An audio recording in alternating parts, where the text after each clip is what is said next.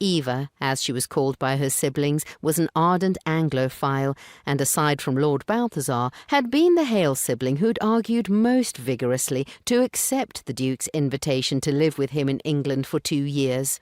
Corbin anticipated there would be little trouble getting the youngest Hale to acculturate to life outside the Canoga colony.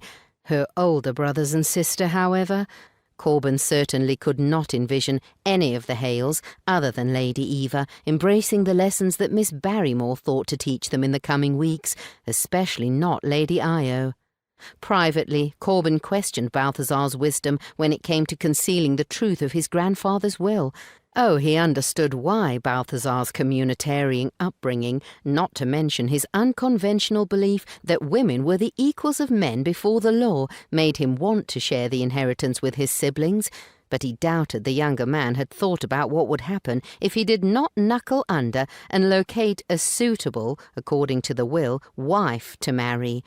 Had Lord Balthazar considered how vulnerable he and his siblings would be at that point?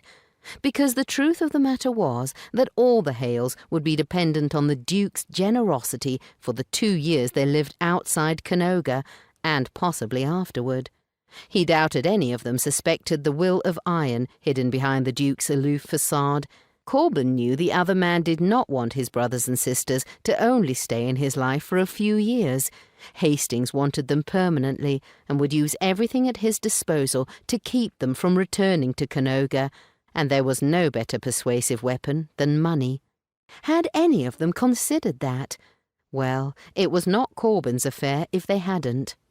He found his gaze sliding back to Lady Io Hale, who was animatedly discussing the sights they should all go see while they were in the city.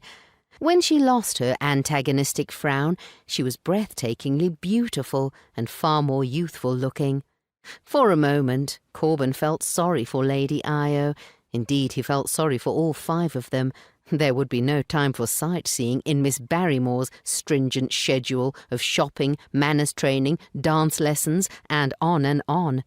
Indeed, the siblings would be fortunate to find enough time to eat and sleep in the coming weeks.